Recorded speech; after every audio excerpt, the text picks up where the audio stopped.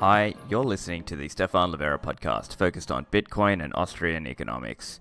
Today we've got Rodolfo Novak from Coinkite rejoining us to talk about the Coldcard. But first, let me introduce the sponsors of the show. So have you signed up with Kraken? They're super impressive as a Bitcoin exchange in terms of what they do in the industry, offering really strong security with Kraken Security Labs, consistently acting ethically in the space. They are one of the longest standing Bitcoin exchanges. They're often rated the best. They've got a really high quality platform. Have you signed up with them yet?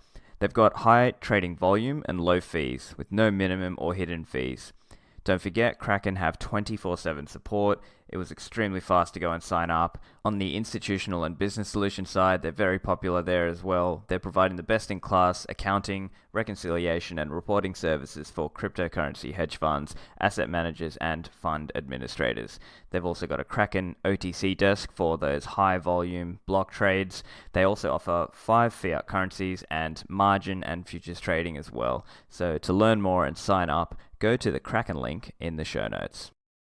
Look into Unchained Capital. They're doing Bitcoin financial services, and with some of the focus now on multi-signature as well, they're offering a 2 of 3 keys multi-signature vault product. You can use Trezor or Ledger. It's really simple to go and set up. It can help protect you by keeping your keys distributed as well. Unchained Capital are also offering a Bitcoin collateralized loan product, so you can get USD liquidity without selling your Bitcoins. And this might also be more tax efficient as well because you're not triggering a capital gains tax event. So while that loan's outstanding, they store it in what's called collaborative custody. So Unchained holds one of the keys, you still hold a second key, and Unchained has an independent third-party key agent who would hold the third key in that scenario. So to learn more and sign up, go to the Unchained Capital link in the show notes. Alright, so carrying on with the hardware wallet interview series with one of the Bitcoin crowd favorites, Rodolfo Novak, the CEO and co-founder of Coinkite. So Rodolfo previously appeared on SLP101.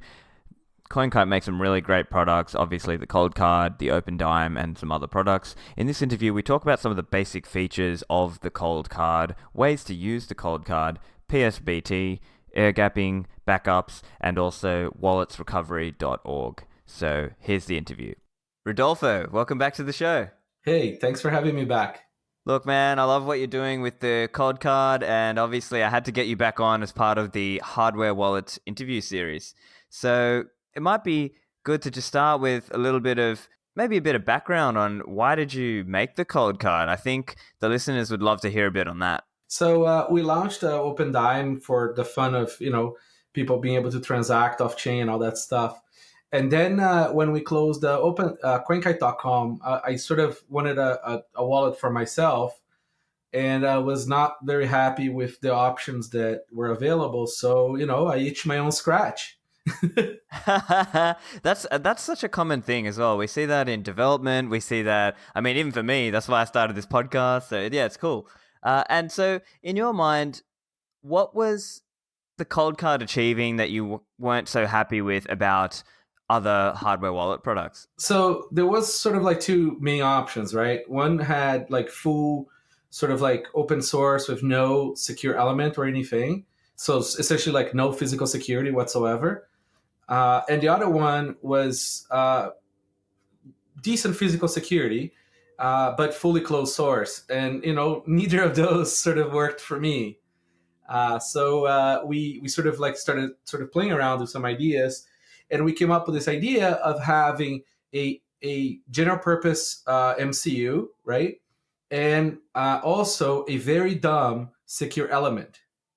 So we could do all the Bitcoin stuff open source, but also have a place to store the seed with more security. Yeah. So just for the listeners, MCU, microcontroller unit, right? Yeah. Yes, a general purpose one. Awesome. And so, as I understand, part of the difficulty with secure elements is typically they cost a lot to make, and the manufacturers of these secure elements are not happy to open source them because they don't want to give off from their point of view of even though we may disagree, the intellectual property part of it is that's the hold up for them.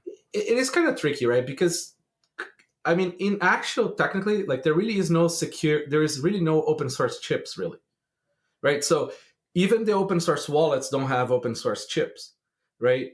What you have is open source code running on top of them, right? But because you're not using any closed source crypto accelerators of that chip, sort of like everything is open, right? Uh, and listen, you ask different people, we're going to disagree on some of the semantics of the classification and stuff, and it's pretty fair. And there really is no final word on this. Uh, but but then, for example, when you get a secure element, right, it's got all the protections and everything you need it. It's not necessarily like super more expensive, to be honest. Not at this level of stuff we're making, but it does have like closed source parts to it that are crypto accelerators, or like essentially like imagine like hardware calculators in there that do some stuff for you, right? But you don't have to use them, right? So that's the cool part. I mean, and you can also use some of them for things that are just, so for example, securing the seed, right? But not necessarily to calculate the seed, right? We don't want, as Flaxman went full paranoid tinfoil. I mean, I had a great conversation with him in Dallas. We pretty much agree on everything, aside from complexity, but we'll get onto it after.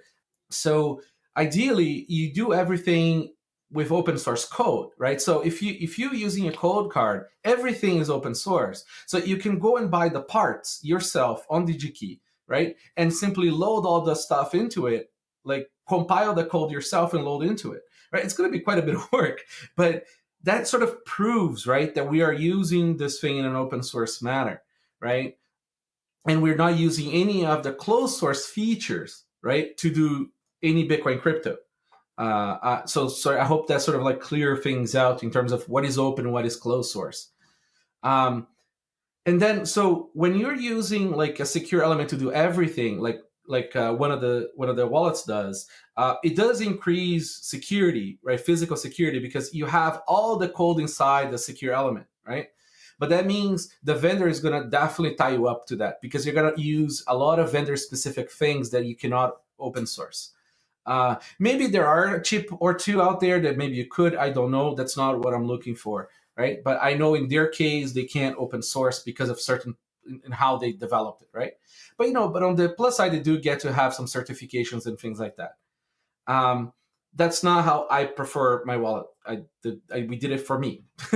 So Yeah, right. So essentially that's sort of like the design decisions that we made were sort of based around that. And then we have this mentality inside Coinkite where we know that there is no sort of like foolproof 100% solution, right? Like everything could be broken in some way or another at some point, right? However, we do believe that it's our job to make it very expensive to the hackers, right? Or to the physical attackers. So our model is to do really defense in depth, right? So we do our secure bags. We have the serial number on the bag. The serial number is also the secure element of the device, and then we have a factory certificate in the secure element as well.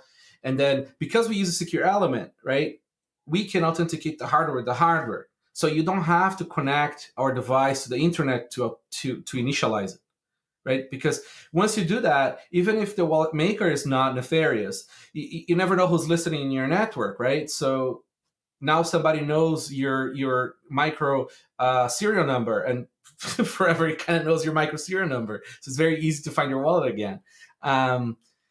So in that matter, we sort of believe in this sort of like privacy by default, right? Of completely air gapped by default, and increasing the cost of attacks. And so, you get your Coldcard, you take the bag out, you check the bag serial number on it. The case is clear. So you inspect the case, you make sure there's not weird stuff there. We provide pictures on the website. And then, okay, great. So you turn it on with a battery. You could use the USB like a normal hardware wallet like the other ones, right? But highly don't recommend ever connecting your hardware wallet that's for HODL to anything. If you're going to use it as your warm wallet, sure, connect it to Electrum directly, and it's much easier. But we made it extra easy for you to do it completely offline. So you take the wallet, you plug into a battery pack. It's going to initialize, it's going to do the process with you. It's going to ask you the bag number. You confirm that. And then it's going to ask you for the first part of the PIN. We do have an anti-phishing system there. So it's going to show you 2 words. Those 2 words only you and the device know. And then it's going to ask you to put a second part of the PIN. And then it's going to ask you to confirm all that stuff, right? So what's cool about the anti-phishing system is that if somebody replaced your hardware, right? Say like an evil maid replaced your hardware, and you could have one that's essentially by radio sending information to another room where they have the real one and ready to sort of like log in as they see you logging in, right? So if you don't recognize the words, they can't swap that, right? And if they could, in a very, very advanced attack costing hundreds of thousands of dollars, it's like it becomes like completely different level of attack vector, right? And I think a key point you're making there is around the cost to attack versus the cost of defense. And I presume then what you're getting at there is that concept of you want to make it cheaper to defend than the cost for your attacker. And in doing so, you've got that asymmetry that you're trying to drive and take advantage of that to help keep the user safe. Yeah, so the asymmetry on that is like, can we create barriers that make the attacker have not be able to attack a specific one? So sorry, we're trying to force the attacker to spend all his efforts attacking a specific victim, right? Not attack the whole. So it's going to be very expensive to attack the whole. And then by default, very expensive to attack each victim, right? So we're trying to inverse the attack asymmetry cost. So then, you initialize the device, you have it there, you can do it in your bunker with your tinfoil hat and tent. Flexman can stand guard outside your Faraday tent, and I'm sure he'll be happy to do it. He will even wear Faraday underwear. And then it comes to seed time, right? So you can create your seed. So you don't have to trust us, and disagree with him completely, right? You can't really trust, you don't want to trust the vendor to generate the seed with the vendor randomness for you, right? So we have this dice feature. So you can throw dice and we can provably show to you that we are using your entropy. And if you go, if you want to go full paranoia, I think it's 99 times you have to throw the dice. That I can't remember now. It's the end of the day here. Yeah, that's a great process. I've seen Matt Odell has demonstrated that in the Tales from the Crypt video, so I'll put a link for that in the description as well, listeners. So make sure you check that out, because Matt Odell basically talks you through how to initialize it with a micro SD card, using the dice roll, updating the firmware, all that. So we're already at the seed, and you have never connected to this device to a computer, right? Which is really cool, because the USB stack is a disaster, right? It's a huge attack vector. And if not just that, there's also the power, because you could try to measure the power and get things from there.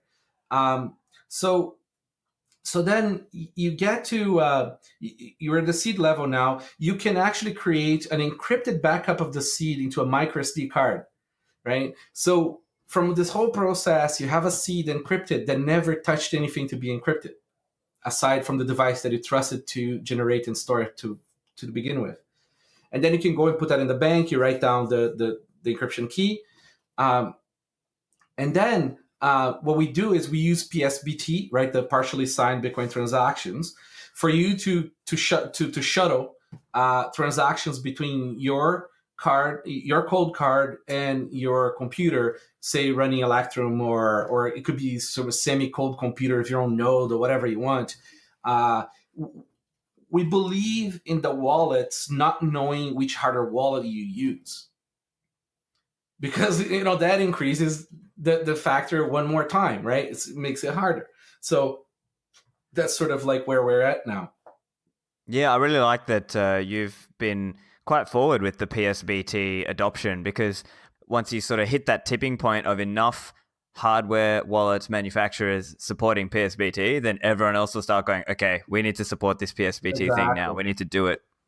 And then we do a bunch of like sort of like little clever things. We check the address for change. You can check the address on the device, and tell you when you cannot trust the derivation path. There's a lot of like neat little tiny things that we add around the sprinkle around the system so that it makes it a bit harder for the attacker.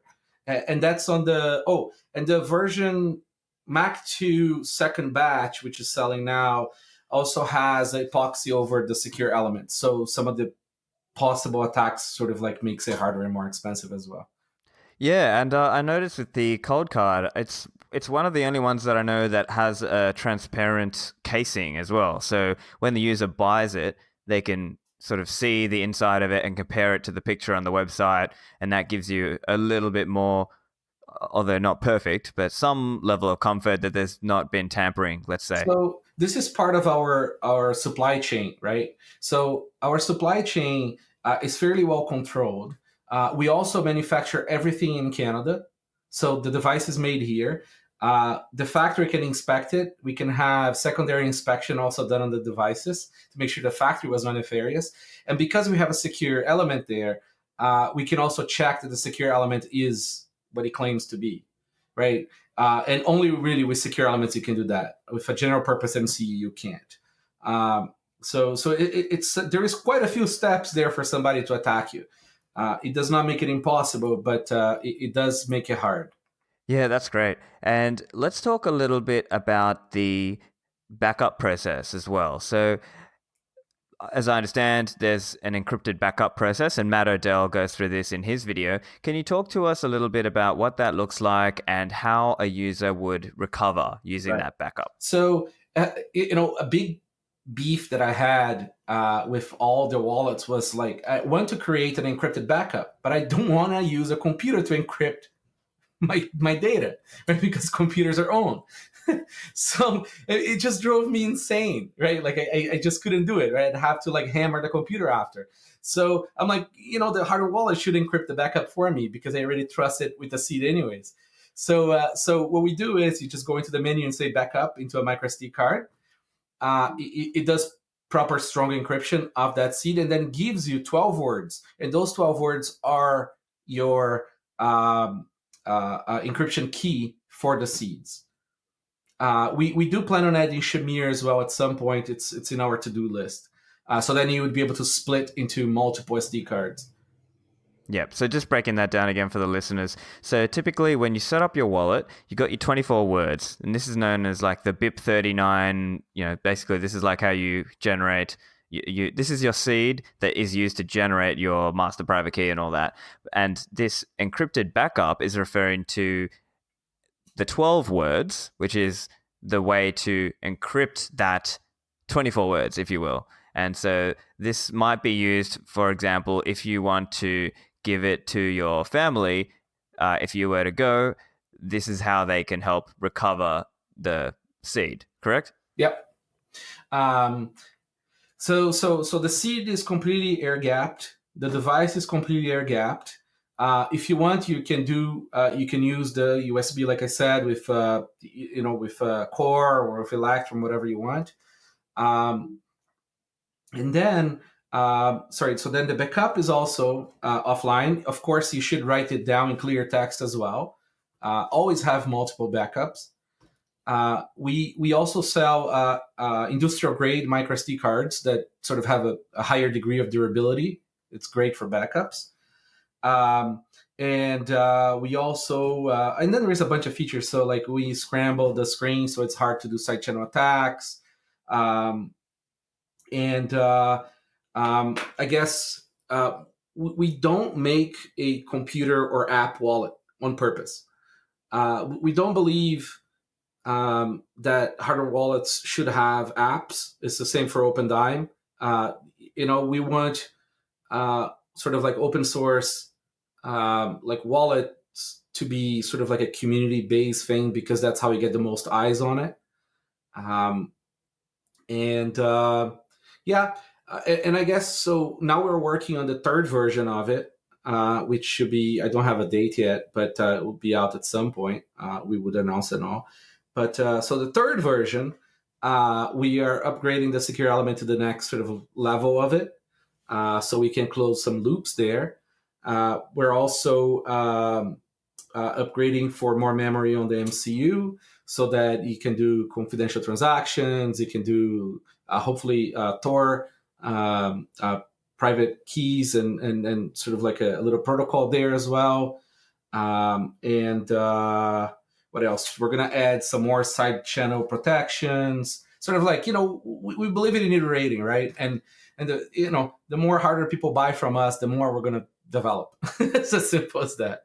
Yeah, that's fantastic. I think Coldcard really enjoys a lot of community support amongst what I'm going to call the hardcore Bitcoiners. So I think typically a lot of Bitcoiners, like longer time Bitcoiners, will recommend to their friends. They'll say, if you're a newbie, get a Trezor kind of thing. But then if you're more into it, once you're into this and you understand a little bit more about how to use them, then go for the Coldcard. But I suppose that's something I think might be interesting to talk about with you as well, because from your perspective, how do you think about whether the Coldcard should it be for newbies as well, or is it seen as more like an advanced user wallet? Like it doesn't look like it, but it's fairly easy to use. If somebody just walk you through, or you watch one of those videos, I mean, it's really not harder than any of the other hardware wallets. If we're all using Electrum, it's all the same, really. So, I think the main difference is that we don't support any shitcoins, right? This is we want to concentrate on Bitcoin features, right? And want to concentrate in making a more secure device, as opposed to sort of like just doing for profit more. Because we get emails from shitcoins sort of offering all kinds of money for us to integrate their stuff, but normally the polite answer, fine, $1 million, and they all Everyone's got a price. Exactly. It's okay, fine. We'll make your version $1 million. Deposit in advance. Here's the Bitcoin address. Yeah, so look, that's great. I think it's a thing where it might be difficult for a newbie to get around the idea that there's no default wallet, and they've just got to know, oh, okay, I just use Wasabi wallet. I can even, let's say you're a newbie and you don't even want to do air gapping, you can just direct plug. Yep. You can use Wasabi, you can use Core, you can use Electrum. Soon you're going to be able to use Samurai. You can use like a lot of wallets with Coldcard, and it just works. I think Green Address is working on it as well.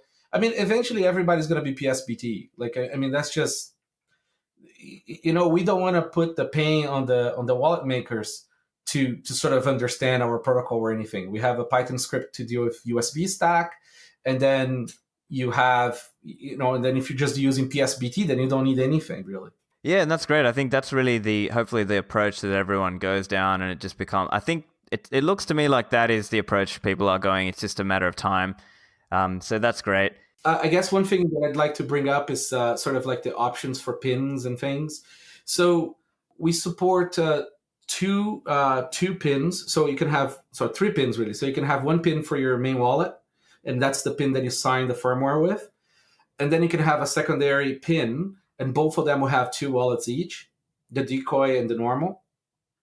And then we have my favorite, which is the brick me pin, right? So, I grew up in Brazil. I kind of have a little bit of experience on how these bad guys sort of come to you physically.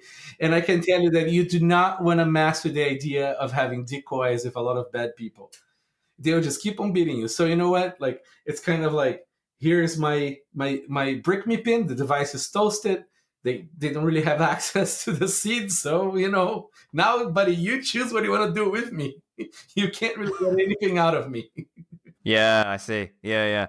And because then, so presumably at that point, if the attacker's got you and they're gun to the head, and you would then give them a pin, which is really your brick me pin, they would punch it in on the device, and then the device gets bricked, and now they've got to decide, are they going to try to like make you show them where you've got your backup, and so long as your backup is somewhere geographically, it's somewhere else, and they're going to have to bring you there. Really do. Yeah. You're not going to want a homicide to the charges, right? So you'll probably get punched in the face before they leave.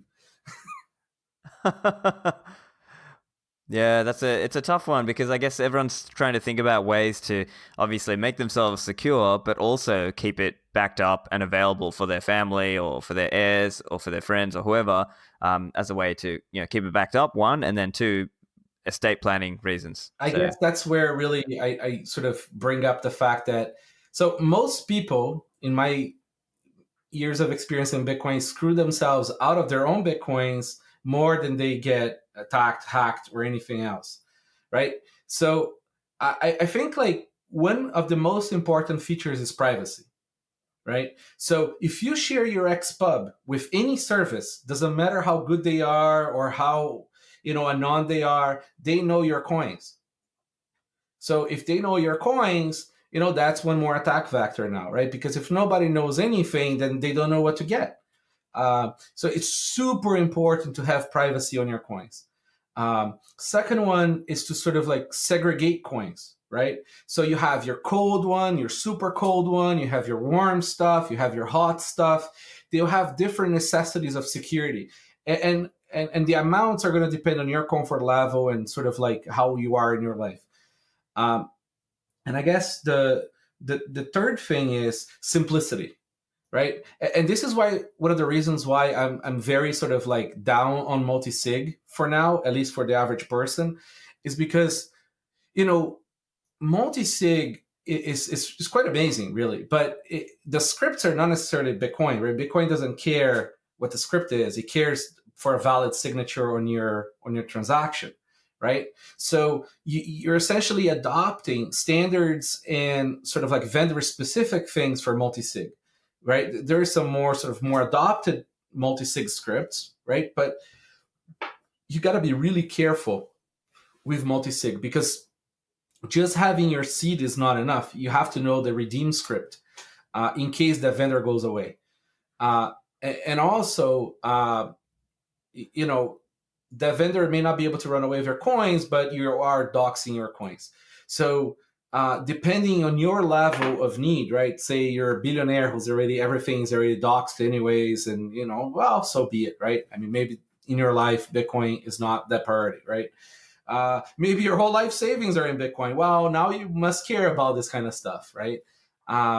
So I think different solutions for different people are important, sort of like to do.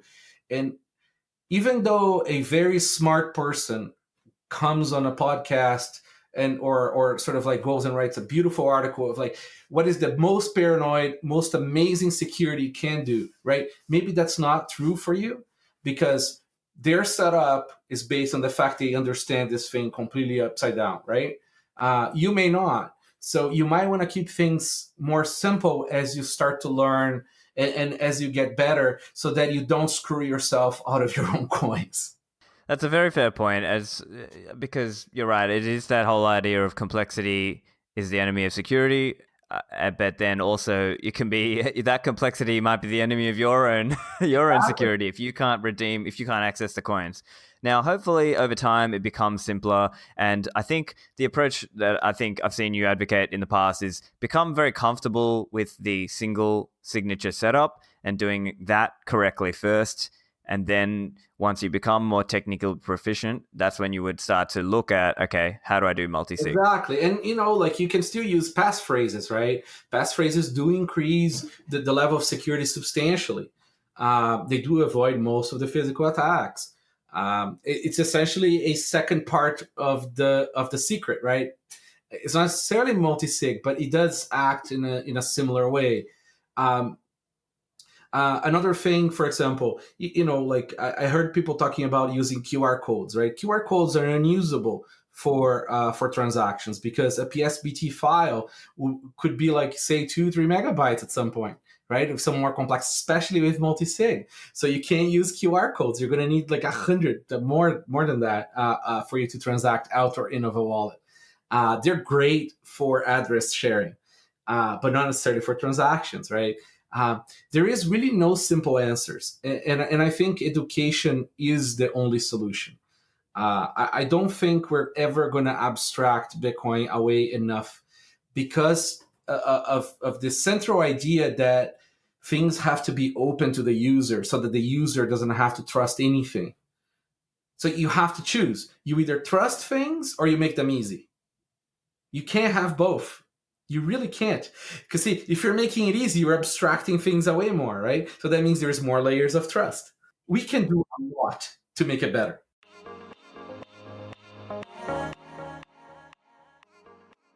A quick word for sponsor Manning Publications. Manning are an independent publisher of computer books and video seminars for software developers. You might recall they are the publisher of Grokking Bitcoin by Kalle Rosenbaum, which is a fantastic resource for any Bitcoiner looking to deepen their knowledge. I know a lot of my listeners are software developers, so you will also love some of their titles, such as Real World Cryptography, Math for Programmers. They've also got books on Python, Rust, C++, C#, Go, and many more. Go to manning.com and use my promo code Livera for 40% off all their products, whether it's books or videos. So deepen your knowledge of Bitcoin, cryptography, and software development. And if you haven't already, get Grokking Bitcoin at 40% off.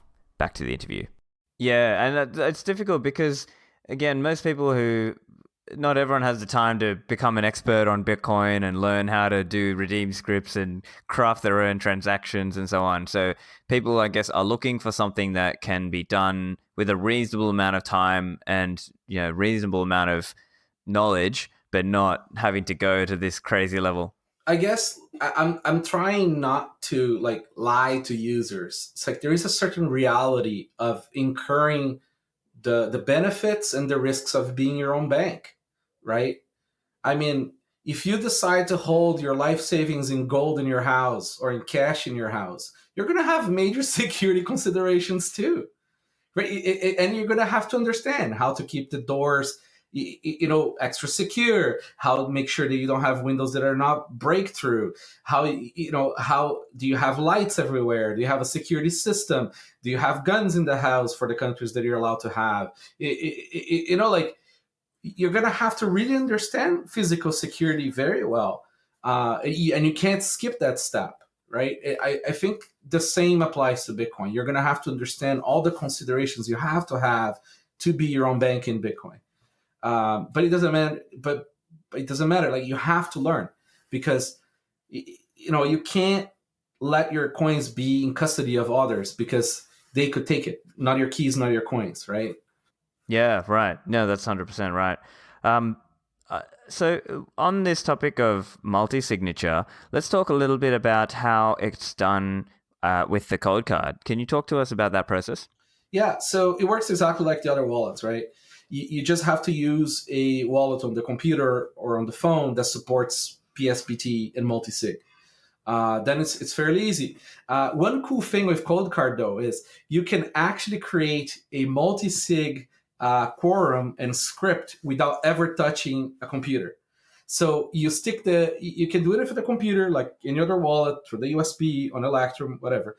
But that's not fun. So what you do with Coldcard is you put a microSD card in it, and then you go into the multi-sig menu and you say create multi-sig, and it's going to ask how many signers and how many you need to sign for, right? And then it's going to write to the microSD, and then you take that one and you put in the other Coldcard, and you're going to say join multi-sig, and then the other join multi-sig, I think, is up to 12. And then you can just get that and load it into, say, Electrum. We create a skeleton file for you to just load into Electrum, and boom, it works. And then when you have a transaction, you can take it out, put it in, sign, put in the other one, sign, all without touching the internet. So, for example, you can leave, say, a Coldcard in a safe deposit box. You can't trust the bank, right? But if it's just one of the legs of the multi-sig, you could leave one there that stays in that box. You just take a battery with you, you plug it in. Those places don't really have cell signal. So you plug it in, and then you sign the transactions, and you just leave with a microSD card with the partially signed transaction. Yeah, fantastic. So let's talk through a good setup then. If the user wanted to do that, so typically they might need a Electrum personal server, or like Electrum X or Electrum Rust server on their laptop or their computer, and they would connect up the Electrum client on their computer to their, Electrum X, Electrum Rust server, whatever you're using for your server, and then you would have, say, a 2 of 3 Coldcard setup, and you could set it up like that, ferrying the SD from card to card to card, and you would set up. Right. So Yeah. you could have one that's USB connected and the other one that's not, the bank one, right? So you can mix and match things. But yeah, so ideally you run your own node because self-validation is important. And then you have your, say, Electrum server connected to it, or you can have your Bitcoin connect, or you connect directly to Bitcoin Core. Right now there is no UI for that, so it's hard for the average person. But then, so then you make sure the whole stack is controlled by you, right? The node, Electrum server, and Electrum client, and your Coldcard. So everything is vertically integrated offline. Yeah, it's a very clever setup. Let's talk about, so that's, I guess, the air gap way of doing it and using the Coldcard directly to create the multi-signature. And then another way that's, I suppose, easier for people to do using a GUI is the Electrum way. Yep. Now, I understand there is a pull request pending, but hopefully once that is in, then it'll be quite easy to do Electrum multisig with Coldcard. Can you talk to that? Yeah. So the pull request is there. It essentially implements PSBT, and I think once the one is merged, we're also implementing PSBT for general purpose Electrum as well. So for like the whole Electrum too, not just our plugin. You can actually use our fork from Electrum right now, the one that's in PR, if you want to use it. But then what's cool is that then you can do, say, you can use other hardware vendors as part of the multi-sig as well. Actually, you already can use. Actually, you don't even need that. If you're using USB, you can just connect, say, other vendors and us in the same sort of multi-sig. I think we just can't be the initiator right now. It has to be one of the other ones who is the first one. Oh, I see. So you actually can use Coldcard. So let's say you put in a Trezor and you make that the first key, and then you put in a Coldcard, and then you put in, say, a ledger. You can already do that now. Yeah, I can't fully remember because I run my own version of Electrum. Right. Yeah. I think. Because as far as I understood, it was still pending on that pull request. No, and by the way, that pull request is for PSBT. Got it. So that pull request is to be able to do all the stuff with PSBT, not as a partly signer. I see. Yeah. Got it. Let's talk about backups and recoveries then. So let's say the user has set up a multi-signature with, maybe they did 2 of 3 Coldcards or 3 of 5 Coldcards even. And let's say one of those has been lost. Now, at that point, you would need to, or maybe you suspect it's been tampered with and you need to make a new device and rotate into that. We show you right on the board where you should shoot it. So if you think it's been compromised, just destroy it. If you have a backup, of course. Just destroy it. The cost of these things is too low for you to, be worth any sort of danger. So just buy a new one from us, and then you just load that seed, or you can load that seed in a different hardware wallet too, right? Because as long as we're using the same derivation, the same everything, it's all good. And then you just load that seed back into the device, and there you have it. You're good to go. And what's really cool is if you have the encrypted backup from us, the microSD backup, you just put that back into the device. We let you unencrypt into the device and import it. Yeah. It doesn't touch it. Yeah, that's very easy. Yeah. So that is if you that is even in the case of a multi-sig as well, right? Like exactly. This was part of a multi-sig. A backup is the backup of the device. Yeah. Because ultimately it's a backup of the seed words, right? And then that is what's used based on the derivation path to kind of figure out. Also add a few more bits there that helps you sort of like get back into your Coldcard of the settings and everything. Ah, right. I see. Yeah, that's pretty clever. I like that. Let's talk about this project you're working on right now, which is walletsrecovery.org. Yeah, .com. So sorry. I think I have the .org as well. Did I? No, it's .org. You're right. It's .org. Yep. So the thing is, I mean, I get a lot of PMs from people saying, "Hey, this wallet that I used to use on my phone disappeared. It's not available anymore." Or I have this wallet, it doesn't work for me. I have the seed, so I'm safe, right? And then I go like, yeah. So do you know the derivation path for that wallet? Because even though they may use one of the BIPs, so BIP 44, BIP 39, BIP 89, there's a bunch. they might use the BIP. They probably have, a lot of them will have their own sort of implementation, right? Because it's one standard to dominate them all until you make a new one, right? So so I kind of got tired of Googling for it, and I started making a list of which wallet it is, like the wallet, which derivation path they use, or the options, and sort of like redeem scripts they use, or whatever weirdness they do to create addresses, right? Because see, you might be able to sign with your private key or seed, but you need to know what to sign, right? So that wallet would have generated multiple addresses and for you to deposit Bitcoin on, but you need to find those addresses in a massive space, in an address space, right?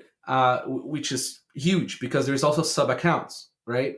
And then there is the change accounts. It gets tricky. And then there's also, again, those weird scripts, especially if it's multi-sig, right? You might have vendor specific stuff. So, and I noticed that I'd go to these wallet websites and it's like, okay, great, but where is the information about your derivation path or your redeem script or something, right? And a lot of them don't have it. So I've decided to sort of make a list, and the name is Janine.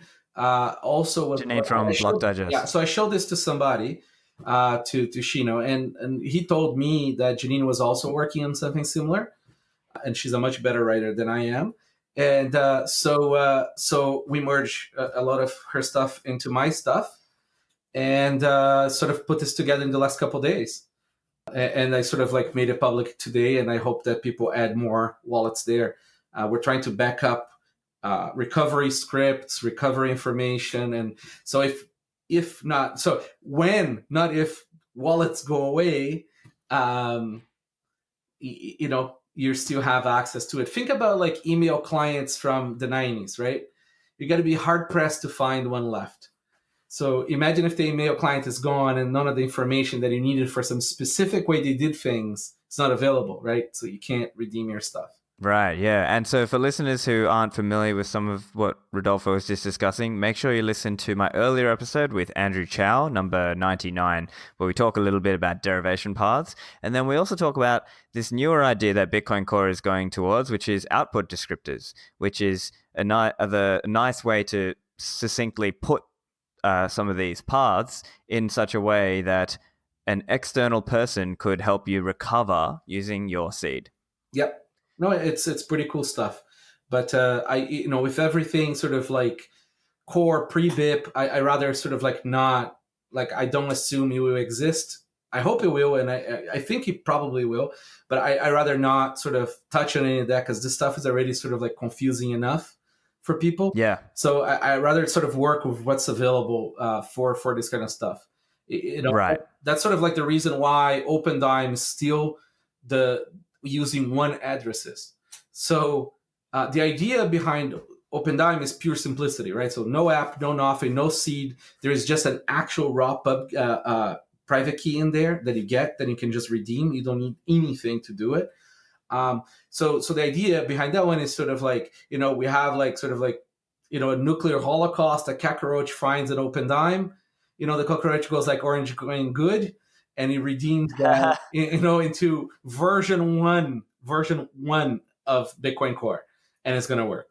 Yes, let's try and disambiguate or just clarify some of that down a little bit. So you've got your 24 words, and that is essentially your seed. That represents this massive, massive, massive number. And then from that, you are able to generate, I think using the software, it creates your master private key, which is like an xprive. And then from that xprive, you need the derivation path to know where are the coins stored on which... No, it's even worse than that, because you can create multiple xprivs from your main xpriv. So technically, you can create multiple private keys from your main private key.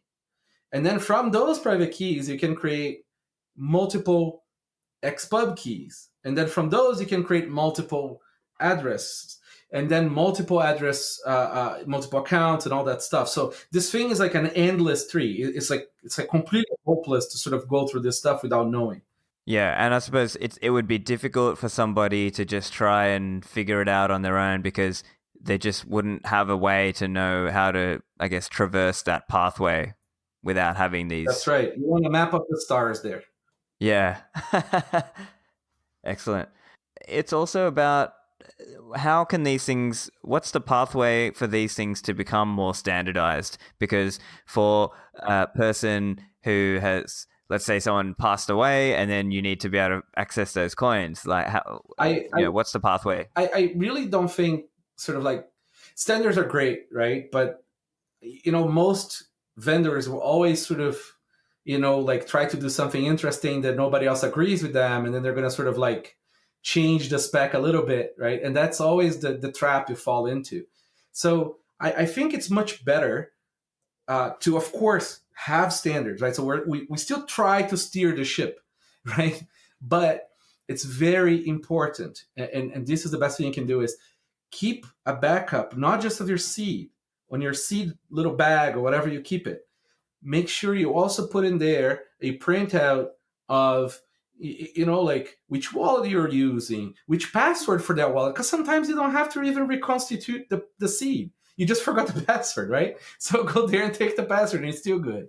So put the pin, put like all the information about that wallet. Go look for the recovery information of that wallet, print it, put it in your seed.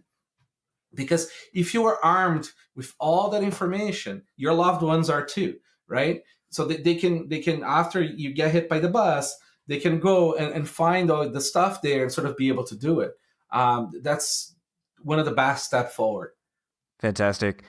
Let's talk about also one thing that might be useful to talk about is just you can directly plug it in with, say, Wasabi, and one or not even directly plug it, but use the SD card to ferry the XPub over to Wasabi using the skeleton, and you don't actually have to do coin joins, right? You can literally just use that as a wallet, right? Yeah, so if you're new, I believe that's correct. Yeah. So many wallets will support an XPub, right? Same way BTC Pay also works like that.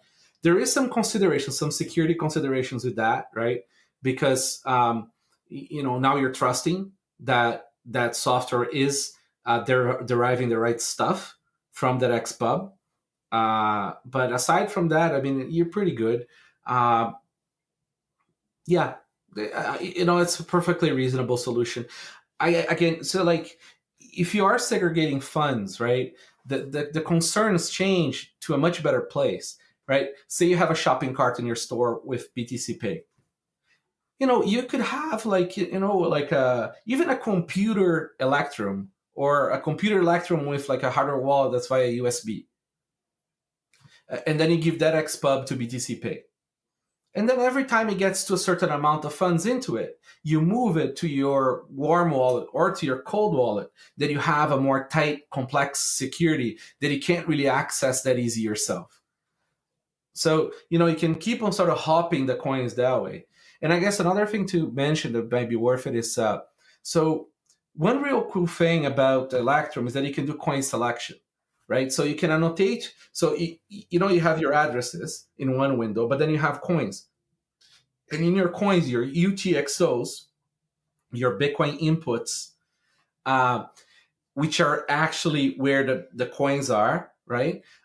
You can actually annotate those, and then you could select just the right ones to send to a certain address. And that way you can keep things segregated in a much better way, right? You have a lot more privacy that way. You make sure you don't mix your VPN paying with something else. You gain a lot with that. Right, and I think that's actually one good example with Wasabi because users have to label each UTXO. So it forces you to learn a little bit about coin selection. So that's a good example there. In terms of interaction with Samurai Wallet, is there much there in terms of how to, if you wanted to use Coldcard with that? Yeah, so they're still, so it already works with Sentinel. So their app for you to watch. It's a watch only wallet, right? So but they're still working on PSBT for their actual wallet for you to spend. Yeah, so there is that. And And I know with OpenDime, I think you can. yeah, I think there was a connection there with you can OpenDime verify. and the Samurai Wallet products. So you can verify and sweep a open dime on a Samurai wallet. Right. And that's a good example for private transactions as well. So if you wanted to do it in a more private way where you're buying and selling Bitcoin, you can use an open dime for that purpose. And that's one of those things where you don't have to sit there waiting for confirmations. You could literally just, you would plug in your open dime, verify, okay, yes, there is or there is, 5 million sats on this open dime. Okay, here's the cash. That's right. And off you go. Off you go, right? Because there's nothing more annoying than make Bitcoin conversation on a local Bitcoin sale, right? Like, you see, like there's many people you want to talk to about Bitcoin, but never the person who's buying Bitcoin from you that's a stranger. You want to be as fast and as smooth as possible. So the open dime is pretty quick thing, right? Like you just double check that the thing is good and you move on. You don't have to wait because it's already confirmed. Yeah, I guess that's one difficulty that in-person traders might face. Yeah. And so hopefully with the open dime, that's an example there where they could do that in a more private way, and that transaction never touches the blockchain as well. So that's also pretty cool. Exactly. It's a lot of privacy, right? Because that open dime could move through, 100,000 people, and there is no trace between each other digitally. Yeah, and that also kind of helps mess up some of the chain analysis kind of heuristics, because then you really don't know who owns that UTXO. By the way, those don't work that well anyways, right? So there is a lot of fluff in those. They're a great product to sell to law enforcement, but that doesn't mean they get it right. Yeah. No, I agree with you. Yeah. CoinJoin actually works fairly well. And the more people that use it, the better it is. We are working on features for Coldcard to support coin joining so that you could keep a Coldcard hot, right? Because that's the thing. For coin join, you essentially need a device hot.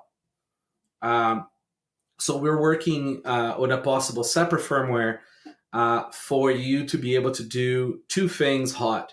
So one thing would be coin join, so that you can have you can essentially stake the join markets, for example, because you make money being a bank on join markets. So you'd be able to do that with a Coldcard. So that's a lot more secure than keeping your keys on a computer that's live on the internet.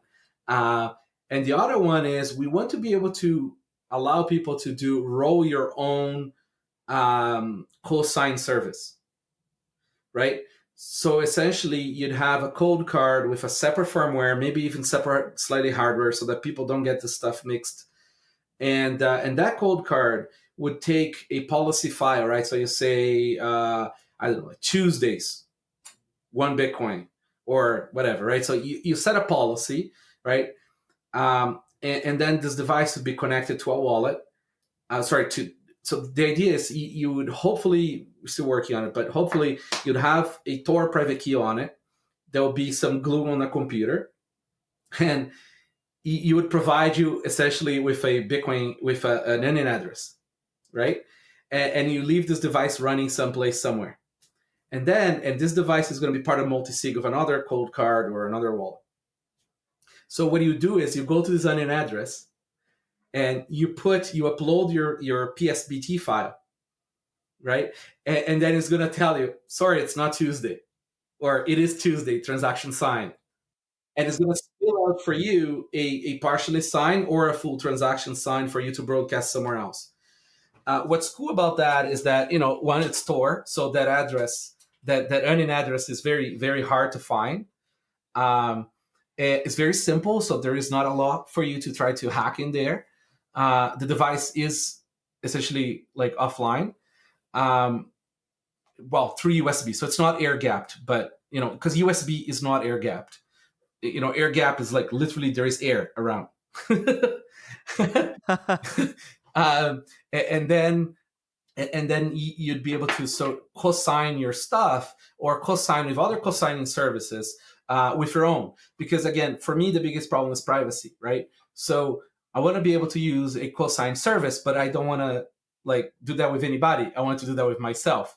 Kind of like how BTC Pay, removed, the necessity of paying somebody to do your store services, right?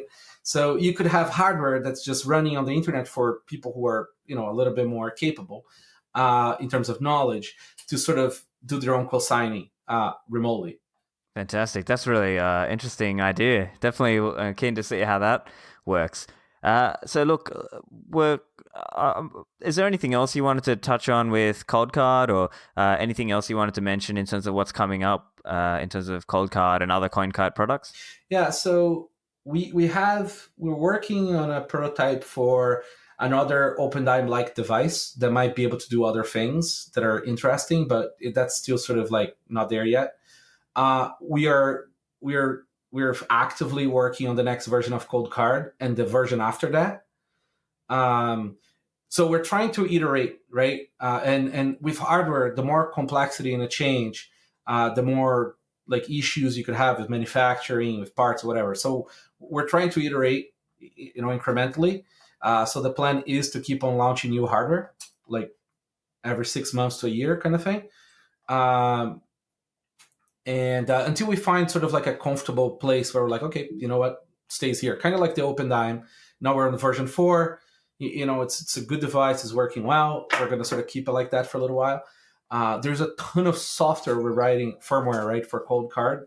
So Shamir, this cosign service I was telling you about, we're making an address explorer for Coldcard so that you can actually transverse your addresses if you know what you're doing on inside a Coldcard itself. So you can verify addresses transversing through your derivation. Very clever. What else? Shamir. I mean, the list is big and plentiful, but people who used to use Coinkite back in the day knows that if there's one thing we keep on doing is adding stuff to it. We believe in developing things to the most expert user, and then sort of like make it easy enough so that normal people can use it. But we don't want to develop to the lowest common denominator. We want to develop to the highest. So that's the plan in there that I can think of. We made the Lightning vending machine. Hopefully we put that in a few conferences. Yeah, I saw that. That's really cool. Yeah. You can buy a Coldcard and it's like a vending machine. You can pay Lightning and then it pops out a Coldcard, right? It's like immediate. Yeah, I mean, because we were looking at making a firmware version of Coldcard for Lightning, right? But again, you're going to have to be hot, right, for that, because Lightning, you need to be hot. So the way we normally learn things is by building something for it. So we're like, okay, great. We want to play Lightning. So we built a vending machine for it. And what else? I mean, the shop is full of stuff. We're going to keep on playing with things. And if you like our stuff, buy it, because that's the only validation we care about. If it sells, we make it. If it doesn't, we kill it. Well, no, that's the profit and loss test. So that's great. Look, let's just for the listeners, where can they find you? And if they want to get a Coldcard, where do they go to get one? Right. So we're working on creating an affiliate program, essentially what we call the Shield Army stuff. So because we want to make sure that people who contribute content and education can sort of like find some kind of, even if it's like small, like some pay for what they do. So this is not going to be for everybody, at least not for the beginning, but essentially we created one for you. I can't remember what's the discount now, but it's going to be essentially promo code Livera, and is yours to have for as long as you keep on making Bitcoin content. And you go to coinkite.com. We have a list of our products there, and then you can go to OpenDime, Coldcard, and Block Clock. We have Twitter accounts for all that stuff. We have a very big community of Coldcard. I call them aficionados now. It's not users anymore on Telegram, and I believe it's just Telegram Coldcard. Um, join, because you know what, there's a lot of information there and a lot of very, very smart people who can help. What else? You can find me on Twitter at NVK. And yeah, I mean, I can't really, I'm terrible at this stuff. I really don't have good memory, so I can't. No, that's fine. I'll put those in the show notes as well. So I'll put a link for the Telegram, your Twitter, obviously, and to Coinkite website. But yeah, look, that's been great. I really enjoyed that, and thank you for joining me, Rodolfo. Yeah, it was a kind of like a brain dump kind of episode. Thanks for having me. So what did you guys think of that? I really enjoyed chatting with Rodolfo, and I think he has a lot of well-considered insights to share around Bitcoin hardware wallet security. I really like the Coldcard as well. I think it is, in my view, one of the best balance of things like open source software, open source, etc., while still having a lot of advanced features as well. So make sure you go to coinkite.com and use my promo code Livera. Rodolfo told me there's a 5% off code for my listeners there. Just a reminder, the show notes, and you can subscribe on my website, stephanlivera.com. And if you've got any friends who are on the fence about what hardware wallet to use, or they're just not sure about best practices, make sure you share this episode with them. That's it from me. Thanks, guys, and I will see you in the Citadels.